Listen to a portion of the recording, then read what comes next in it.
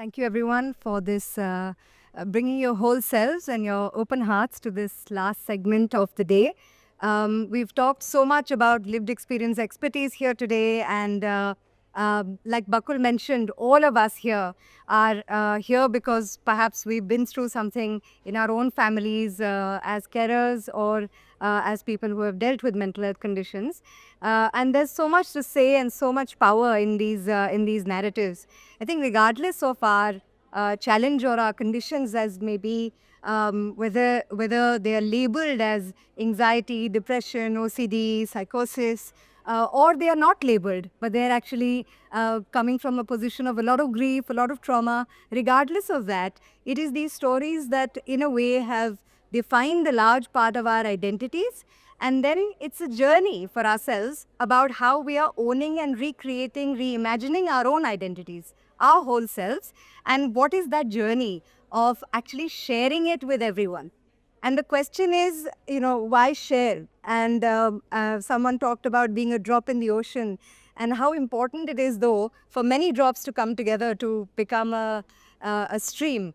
And so those of us who have been through lived experience journeys and have sort of come together as a tribe of women here to really share and not just go through the journey of sharing with others, but also within our own families.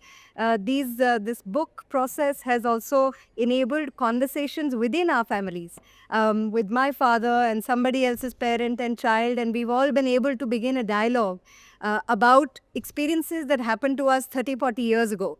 So the question really is that when we share, who is it reaching? And we've talked about, of course, touching other families and those who are suffering. We hope that we draw courage from each other. Just this room full of people is giving us so much courage to actually be able to open up. We hope that our schools and our colleges and the institutions that we are a part of will also listen in and hopefully learn and grow with us in this journey.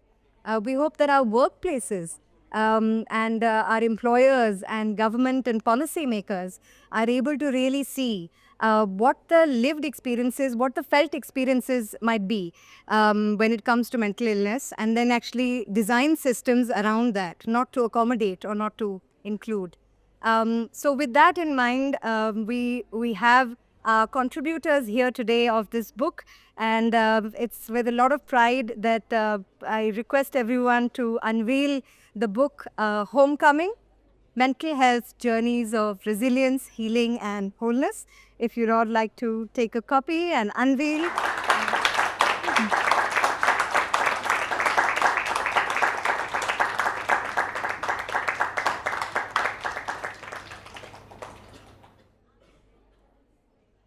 Thank you. Thank you so much. And also want you to acknowledge those who are not here. There are actually 11 of us who have come together, and I hope many more will join.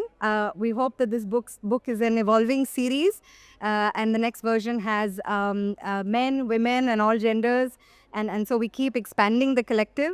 Aparna Piramal Raje, who couldn't be with us here today, she's in Oxford, has also started this journey by writing a book called Chemical Khichdi, which is her journey about living with bipolar, and it's now a bestseller.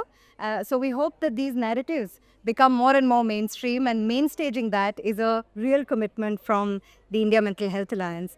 Would love to invite comments briefly from each of the contributors, but first I hand over to Nandini to say a few words. Thank you.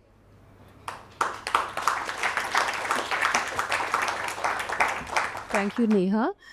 Good evening, everyone. It does feel very special to be here today. This is not my first book. I guess it's my 10th book. But in the morning when I first saw Homecoming, it just felt so special because there was a creative gestation to Homecoming. It was like actually being a midwifing the whole process. I still remember how Homecoming started off on a journey, a car journey in Bangalore from the Amaha office, along with Neha and Vasvi to the Bangalore airport. And it was a 2-hour journey, so we had a lot of time to actually manifest the book. And then I think when you really want something so badly, as the saying goes, the whole universe conspires to make it happen. And so here we have the book today.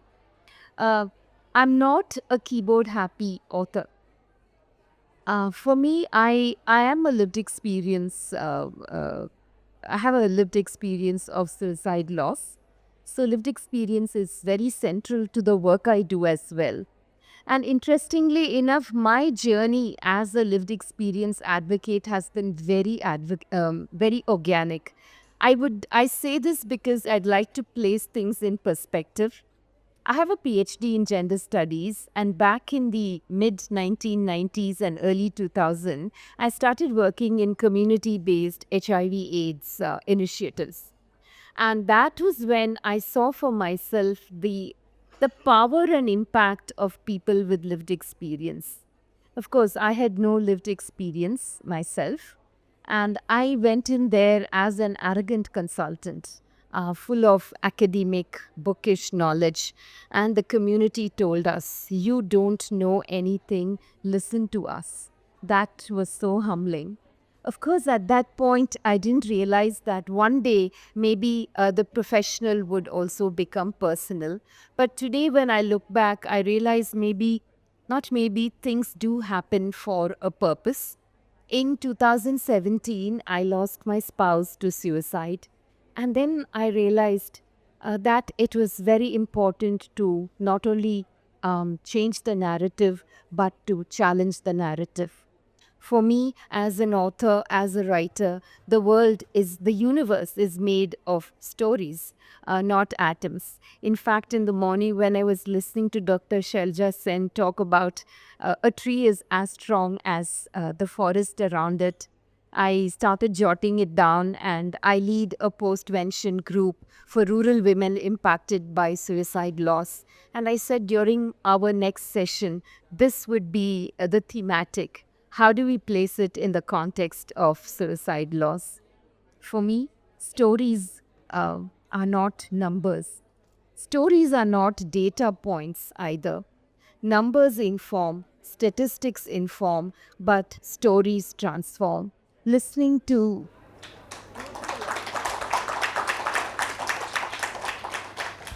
listening to the absolute courage and the truth and the lived realities of the 10 remarkable women who shared their stories with us was a very, very deeply humbling experience. It was actually a very sacred act of witnessing your journeys. And for that, Neha and I remain eternally grateful. Thank you so much.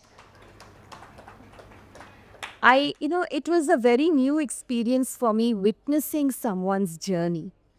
I've witnessed my own journey. That was what Left Behind Surviving Suicide was all about. But witnessing someone else's journey was an altogether new experience. There was a great sense of responsibility. There was also a great deal of sensitivity and sensibility involved.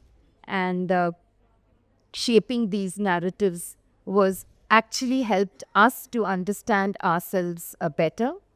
I could go on and on and on, but I think narratives have so much of power, the ability to transform, and I think that this would be the beginning of more narratives to come, because that's how we change the world, one story at a time, one person at a time, one voice at a time, one narrative at a time. Thank you.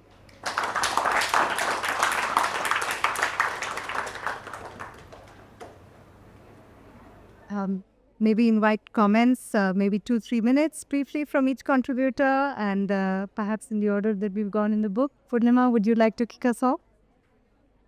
It's a privilege and almost unbelievable to think of standing here in front of so many of you who care deeply about mental health and who work in spaces related to mental health. And the fact that all of you are here to witness and hold space for lived experience. And that's going to take some time for me, for all of it to sink in. just to kind of give a little bit of professional context about me, I am an assistant professor of psychology. I'm also a psychotherapist and a researcher and a lived experience ambassador on the steering council at IMHA. My chapter in Homecoming is titled When Pain Shapes Purpose. The pain in the chapter, I write about experiences of trauma, of child sexual abuse, of rape, and of being re traumatized by mental health systems that are actually supposed to be spaces that provide safety and care. I live with complex PTSD, bipolar 1 disorder, and autism.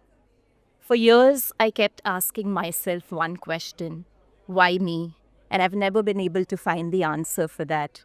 But I wanted to create an answer, and that's where I wanted to create purpose. And that purpose for me has been being a part of the mental health landscape in India as an educator, as a psychotherapist, as a researcher, but also about amplifying and stabilizing voices of lived experience, ensuring that they're not heard as afterthoughts, but as truths that shape the field. For me, this is really not about telling my story, and lived experience expertise does not mean that for me. But in the process of sharing, holding on to that small hope that someone somewhere is able to access some parts of themselves that may be silenced by shame or silenced by stigma. When we acknowledge the value of lived experience, we shift from a model of fixing people. We move towards a model of truly listening to them. We create spaces that honor people as experts in their own lives, and that in that honoring, we make room for agency, for reclaiming agency and dignity. And lived experience is not really about pain alone, but also about stories of recovery, stories of hope, stories of joy, and stories of play, love, friendship, connection, and community. And I think it's important to embrace and acknowledge that as well.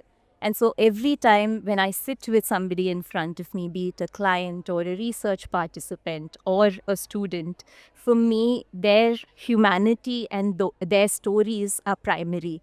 My professional knowledge or clinical training or research expertise is always secondary, and they only have meaning if they serve to hold, honor, and respect the truth of the people, truth of the person sitting in front of me. And this is also the question I want to leave all of us with. When we're looking at working across sectors, be it health, education, mental health, workspace, policy, how do we ensure that they're built not only on professional knowledge, but also on lived wisdom?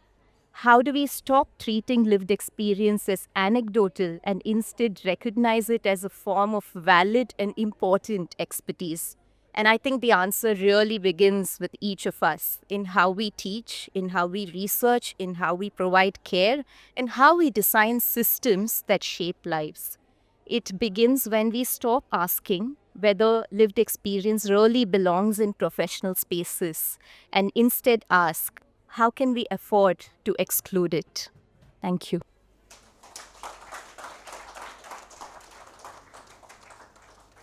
Thank you so much, Purnima. May I invite Kavita to say a few words? Good afternoon.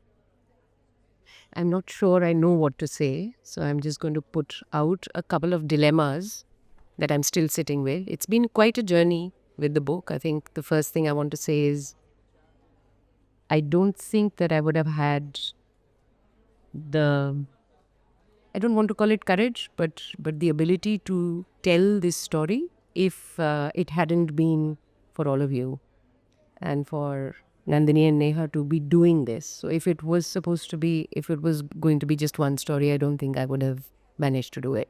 So I'm very thankful for the tribe which actually said we are all willing to share our stories because they're very deeply personal. Which brings me to my sort of question or dilemma of why now. I'm in my early 50s. My story is a lot to do with my mother, my childhood. My mother had schizophrenia. Why now? And I grew up to be a psychiatrist, but for a large part of my practice, the outing of the lived experience that my mother had schizophrenia, and therefore there is a certain amount of, I'd like to call it knowledge, but experience, that one has had in the living out of a household with mental illness. Where does that sit in professional practice? Does one need to hide it? Is it more valuable if you are an objective diagnostician, which is what we were told when we were getting trained? Or is there any value in incorporating it in your practice? And it has taken me all this while to actually start saying, it's all right, I can bring my whole self into this, and I can sit down and sometimes do disclosures. And sometimes when I do understand, I think a little bit more than I would have if I didn't have this, then it's okay to say, oh, that's also knowledge. This is also practice-based evidence rather than just evidence-based practice. So I think this is a dilemma that often I sit with my colleagues as well. I work in an organization, so there are many of us. And we ask ourselves, do we bring our whole selves in, or do we bring our structured expertise selves in? And would that be respected, or will the rest of it also be respected? So it's a dilemma that we often sit with. I think, in my opinion, today I sit after 3 decades of working in this and saying, today I think I'll bring my whole self in. So it's taken me a while. But I hope that this is going to remain, and the delayering is going to happen more and more. I think the second question that I often sit with is, my mother also had other medical disorders. She eventually had 2 different brain tumors. She had diabetes. She had other disorders as well. But when somebody has a mental illness, oftentimes we start questioning their entire identity and the credibility of their word, regardless of what the diagnosis of mental illness is. We may not do that for someone who has cancer or an eye disease or whatever. We would actually ask very respectfully, what are you feeling, what are you doing? But when somebody has mental illness, and this has been my experience despite being a doctor, when I used to take her so eventually her brain tumor got diagnosed after 2.5 years because everybody thought it was still schizophrenia. And nobody agreed to do an MRI because they said, no, but it must be the mental illness. And then we discovered, no, it had probably been growing for 2.5 years. It was a brain tumor. So I think we often conflate the illness with the identity and with a lot of other dimensions of the identity.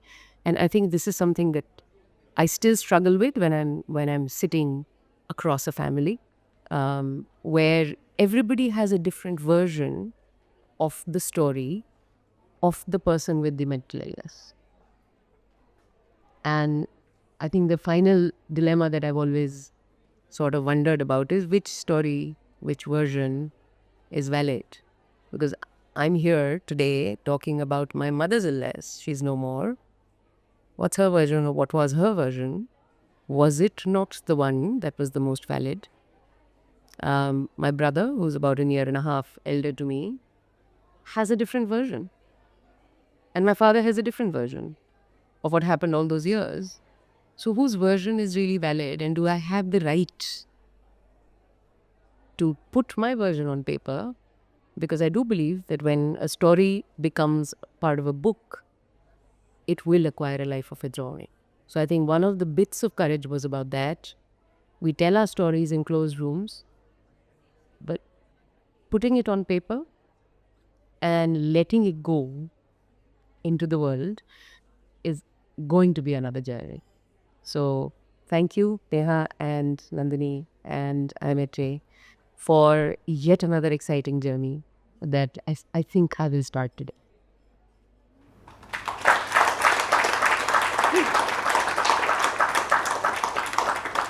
Thank you, Kavita, and also for bringing all your hats and the dilemmas and contradictions, but also the ongoing harmony that you are trying to create across all of that. May I invite Sidra to say a few words? I think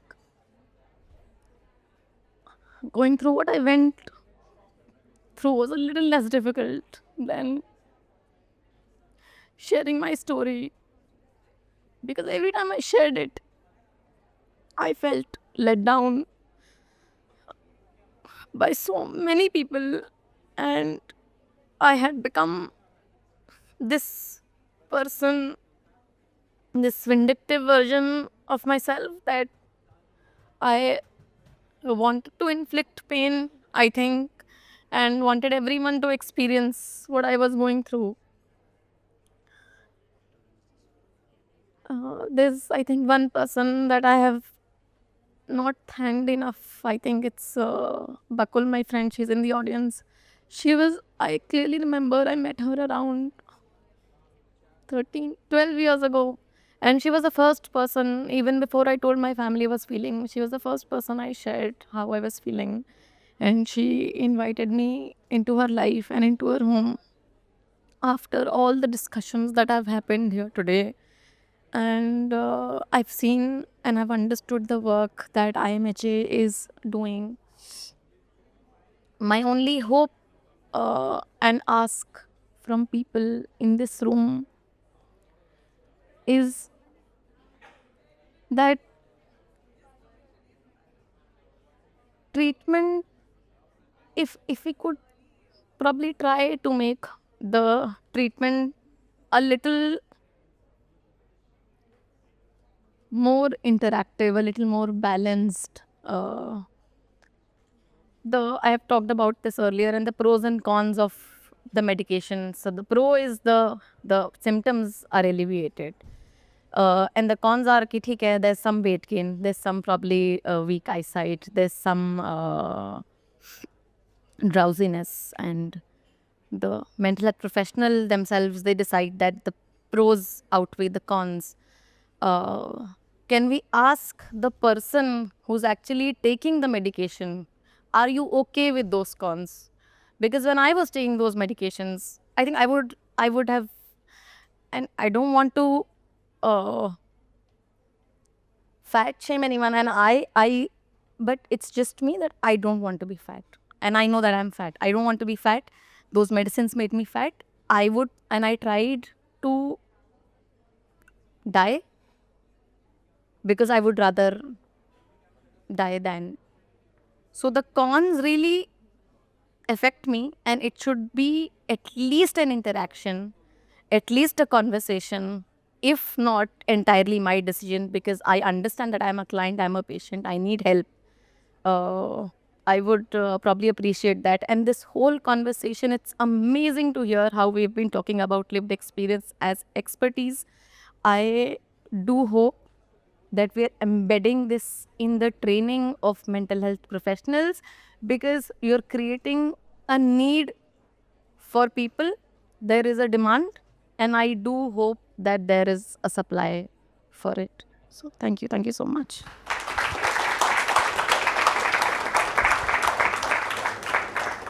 Sidra, thank you so much for that, and also for the courage to shed those tears on behalf of all of us who are smiling.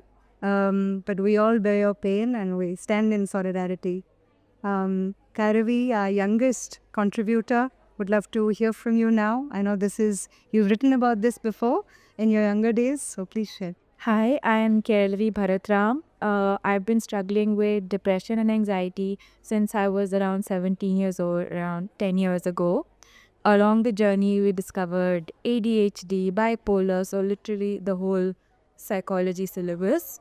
But I just feel really happy that we're talking about lived experience, not just from the patient's point of view, but also the people around them. And in this book, you hear me and you sense a tone of frustration towards my parents in the beginning of this journey of how they didn't get it. And I'm really happy that that's there, because it shows you how much growth is possible. Because today we're all sitting in this room and IMHA exists because my parents supported me through those 10 years and now want to help other people out there too. So course, the same parents who were scared to talk about what is going on are right now taking videos and have put me up on stage. So I just want to take this opportunity to say, Mom, Dad, Mercy, and Dr. Send, I'm here because of you, and thank you for everything that you do. And also the importance of sharing your story. Again, IMHA is here because we decided to be open about it. I published a book when I was 21 on depression for kids, and we were really scared that at that time, if I talk about it, what will the reaction be? Will I get labeled? But the number of people who came, I mean, it was 100% positive reaction. And that's why when I was asked, you want to share your story in this book, it was a no-brainer, because for two reasons. One, if what I went through can help even one more person out there, it feels like what I went through was a little bit more worth it. And second is a more selfish reason. As someone with low self-esteem, when I talk about my story and a stranger comes to me and says that, oh, you're so strong, then maybe I can view myself as strong also. So thank you, Neha, for giving me this opportunity, and thank you for everybody who works in this space and for everything that you do.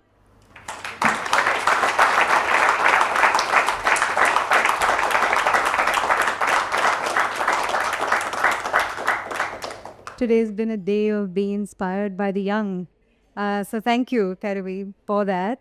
And we're going to switch generations now and go on to Dr. Godrej, who has shared her family's journey and also a little bit about her daughter. And would you like to take the mic, Ms. Godrej? So it has been a difficult day for many of us, but I'm at the 7th decade of my life, and I have been talking about this quite openly because I needed answers. I was just not getting answers. You mentioned medication, even that was a rigmarole. Is it the right one? Is it the right diagnosis? Kid is bright, has a good IQ. What is happening? And this was 4 decades ago. It was tough, and one had to really unpick qualified educationist. I couldn't put my finger on the pulse, which is even more frustrating. And the people I went to from the education point of view, not from the medical point of view, couldn't put a finger on the pulse either. There was something wrong with the education my generation received. Not talking about child rearing, but I'm talking about education in the truest sense, that these subjects were not even addressed in the humanities.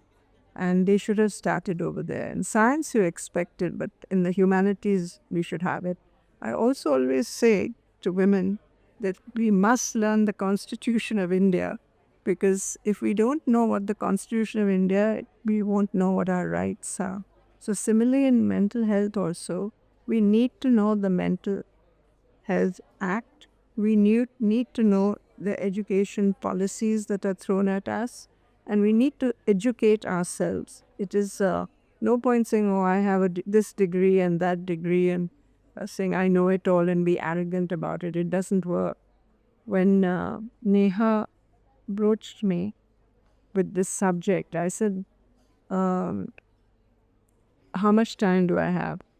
And she very kindly said that, no, we'll help you with it. All you have to do is speak. And I don't know how long we spoke for, but it was for 2 sessions definitely, over maybe, it just went on and on, 2 or 3 hours, I think.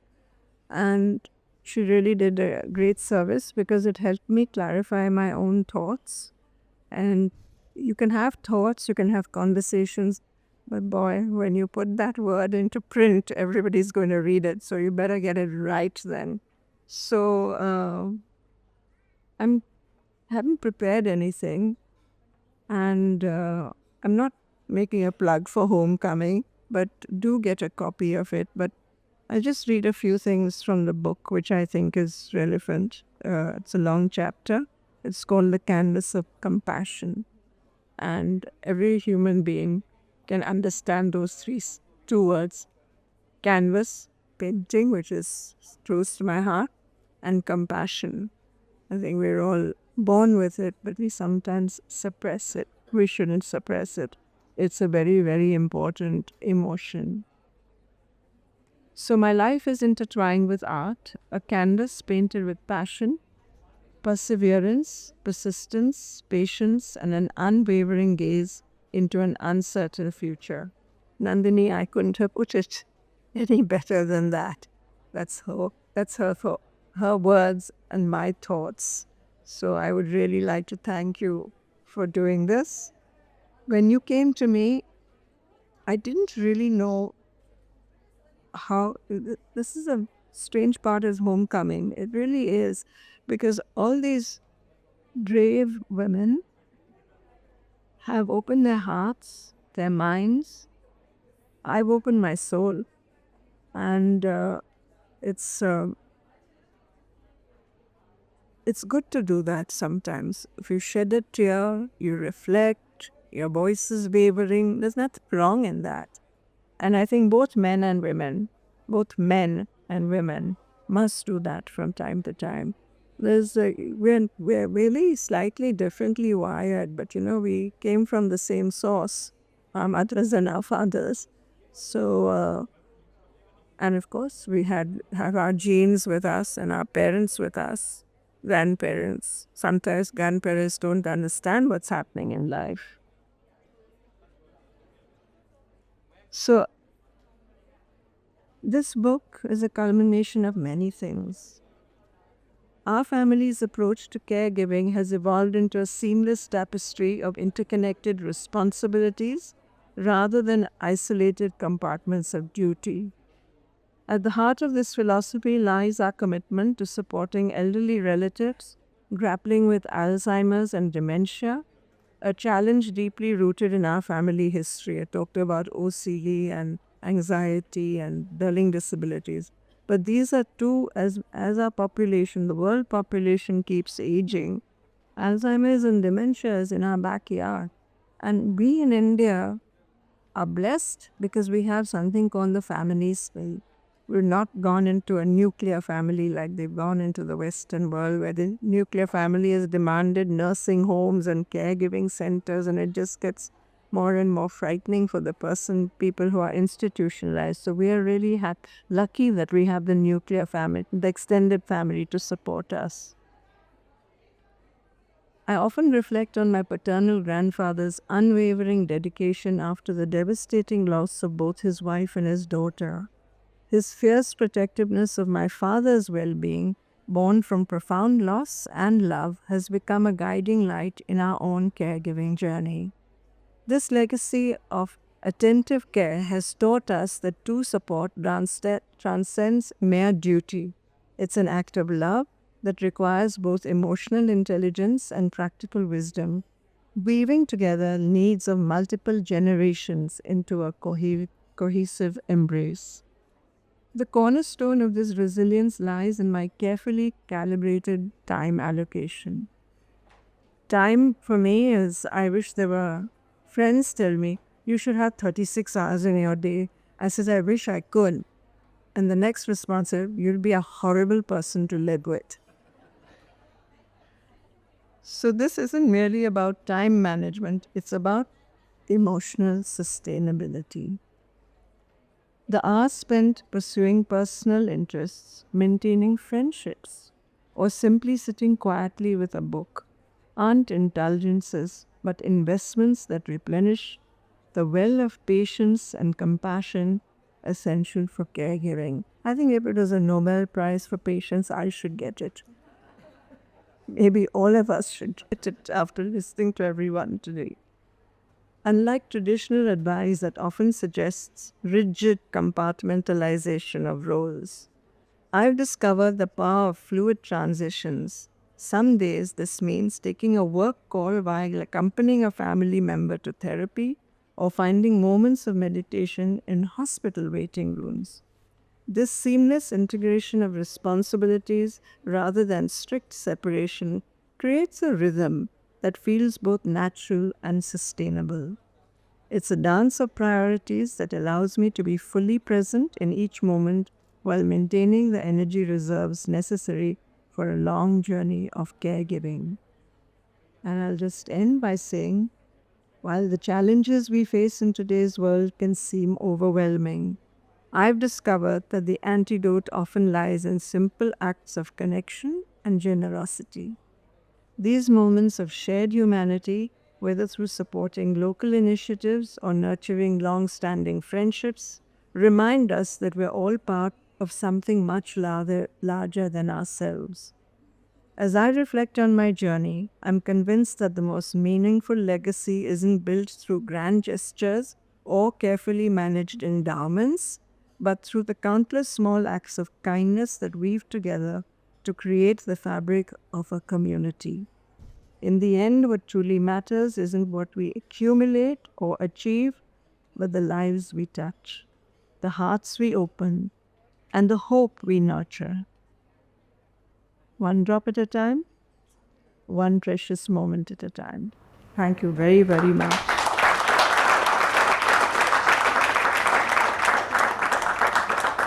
Thank you so much for that, Ms. Godrej. And our last contributor for today, Janani. We've done so much talking about schools and classrooms and the role of teachers. And so here is a model teacher whom many of us look up to. And thank you for being part of this journey. I'm Janani, and I'm a teacher at the Sri Ram School. Something I'm very, very proud of that I do. I love being a teacher. The other day we had this round happening in our school. They asked, if not teaching, then what? I really went blank. I didn't know what, because I think that's something. But that's not how my journey started. I never wanted to be a teacher.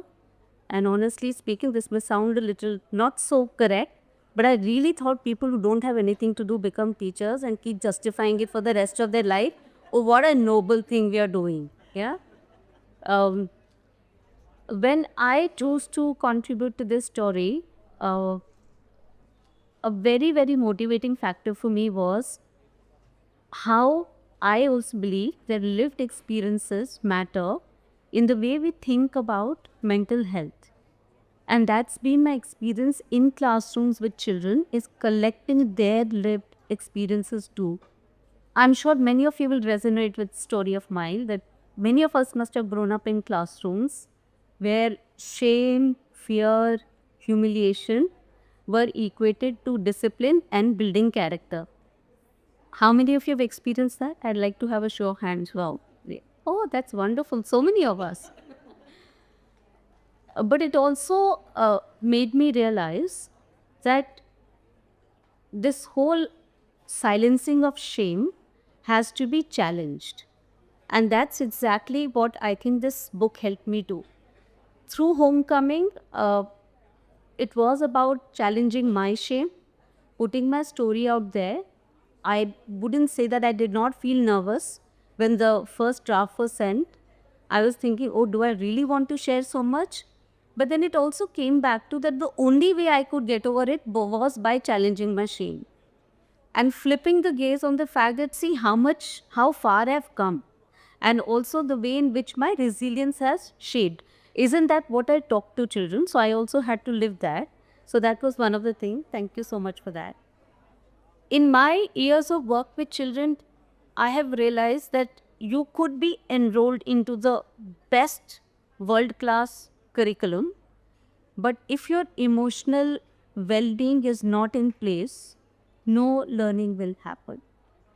And that's the unfortunate part. In classrooms, shame continues to be in the name of supporting or maybe making kids strong, but we know how many kids go broken home every day. And those are the stories that we hear and sometimes never even hear it. However, compassion and building strong classroom communities is the only way. Spending more time on getting kids together to share their stories exactly as all of us are doing is the way with which we actually give respect to every child's story. And that's where the confidence is. So finally, the choice is with us, whether we wish to continue to play out that cycle of shame, smallness, and silence, or we can bring in a new system of, bringing in more support for kids and giving an uplift to their dignity and to safety. That's what sums up Homecoming for me. Thank you so much.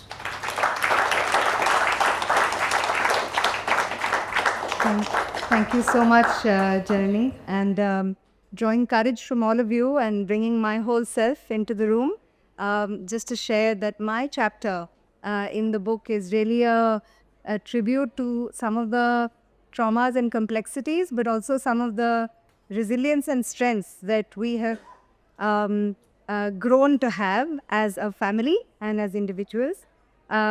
This story stands to represent many versions, and maybe they're all the same or they're all very different, as Kavita mentioned. But a family of 4, we had very different trajectories and experiences, and yet we are the typical mother, father, brother, sister that you would look at in a normal Delhi home. I unfortunately lost my younger brother. He died by suicide 5 years ago. So for me, this book is a tribute to him.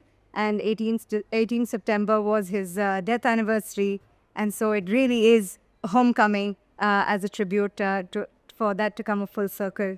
My mother, on the other hand, is doing very well, completely stable on 1 injection every 3 weeks for the last 15 years after being untreated and undiagnosed for 20 years and being homeless and living rather sort of an unsheltered life while she had gone away for a period of 10 years. And so hope, as Rohini was talking about earlier today, hope is really something that we have to all hold on to with all we've got.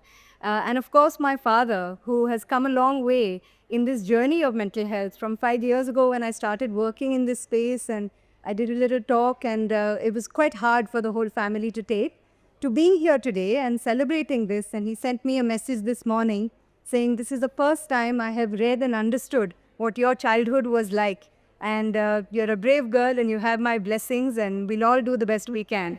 So thank you.